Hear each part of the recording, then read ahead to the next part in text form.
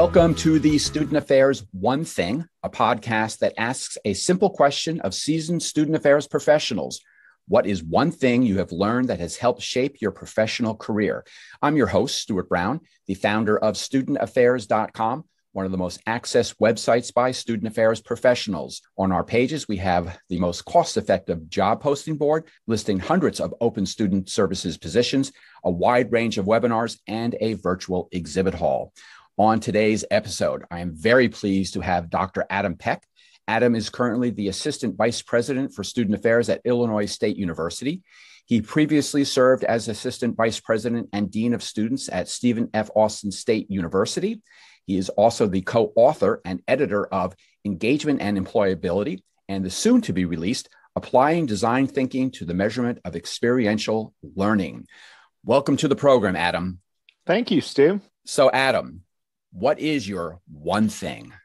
You know, I think if there's a thread that has gone all the way through my career from beginning to end, and so I've had the chance to take a look at it in sort of its fullness and think about it, it's mentorship. I think early on in our careers, we know that we need mentors. We need people who are helping us make sense of things as we go. But I would say that the one thing that I can see more clearly now than I could have at any other point in my career was that the most significant mentors that one will have in their career are generally the people who are navigating the same stage that you are. I think we have a tendency to think of a mentor as somebody whose hindsight can be your foresight, you know, someone who's got a little bit more seasoning and maybe a bit more wisdom. And those are really important mentors too. But what I've discovered over time is that I've assembled and curated this collection of people that all play an important role in my life. I've got a friend who is a champion. They think that I hung the moon. And so when I need a little bit of a buildup, or when I face a disappointment and I think I'm not deserving of whatever good thing I wanted to see happen to me, I give this person a call. I say, I got nominated for this award and I didn't win it. And they'll say, that's a travesty. That's the worst thing I've ever heard. We should write your congressman, you know, and I need that. And then I've got a friend that I trust implicitly to be unfailingly honest with me. I go, hey, I feel like this is the case. Am I the one who's doing something wrong here? And this friend can say to me, you know, I've looked at it objectively and I don't think you are. And then it means the world to me because I know that's true. And sometimes I've empowered them to say, you know, I think you might be onto something there. You might be the reason for this. And with that particular friend, I always think of this quote from Tim Elmore, who said, you have to build a bridge of trust that can handle the weight of truth. And the two of us have done that together, and we are that for each other. So those mentorship relationships have sustained me in times of incredible challenge. Let me ask if in the early part of your career, was there something that you observed that in this sort of mentoring relationship that maybe a supervisor who had a mentor or a supervisor who said to you either implicitly or explicitly, hey, Adam, as you go along in this field, you really need to have something? You know, it's funny you should put it that way because it's really quite the opposite. It's that I never really felt like I was connecting with mentors. And I remember, you know, having taught graduate students for quite a few years.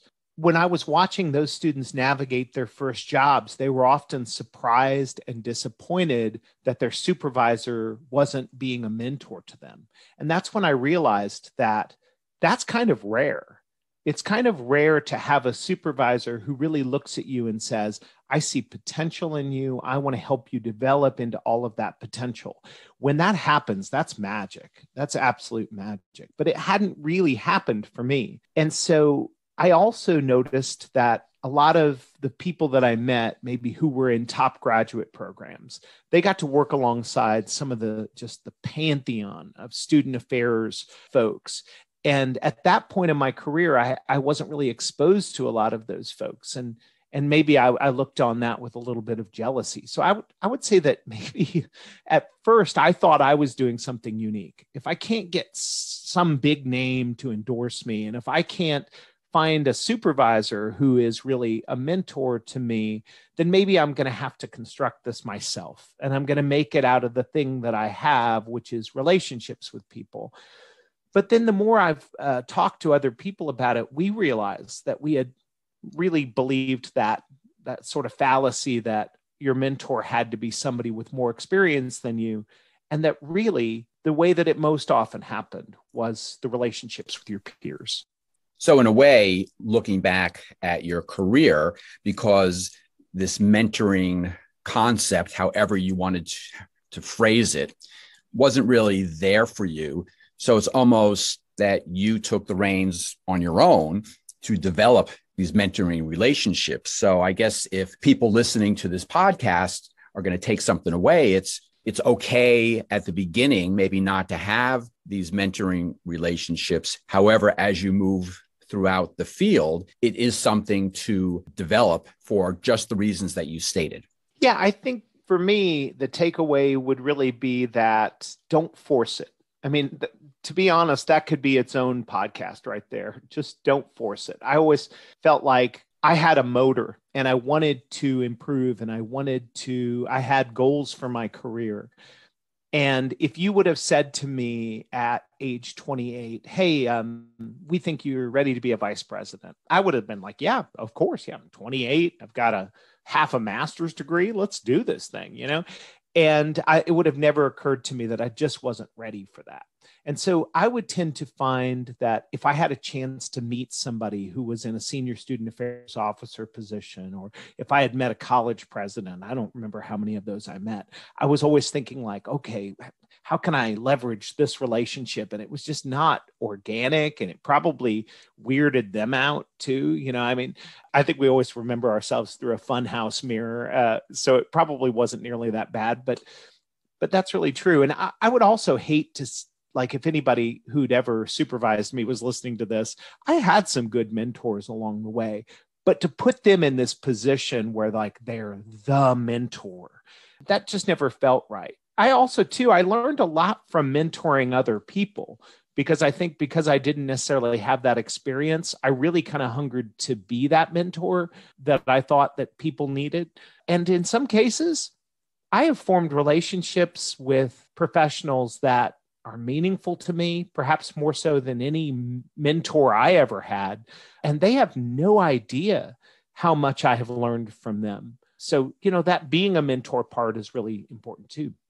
Well, Adam, thank you for sharing your one thing story. I think for individuals in student affairs listening, that this is something that they can take with them as they, again, move along the timeline with their profession, sort of a very teachable moment. And I think, especially the way you're describing this, is that it is important that you don't necessarily have to be out there alone navigating the treacherous waters, or the sometimes treacherous waters of the field of student affairs as it gets just more and more complicated. I want to thank Dr. Adam Peck for sharing his one thing. And you have been listening to the Student Affairs One Thing, a podcast that asks a simple question of seasoned student affairs professionals. What is one thing you have learned that has helped shape your professional career? I've been your host, Stuart Brown, the founder of studentaffairs.com, one of the most accessed websites by student affairs professionals. I hope you will join us next time for another episode of the Student Affairs One Thing.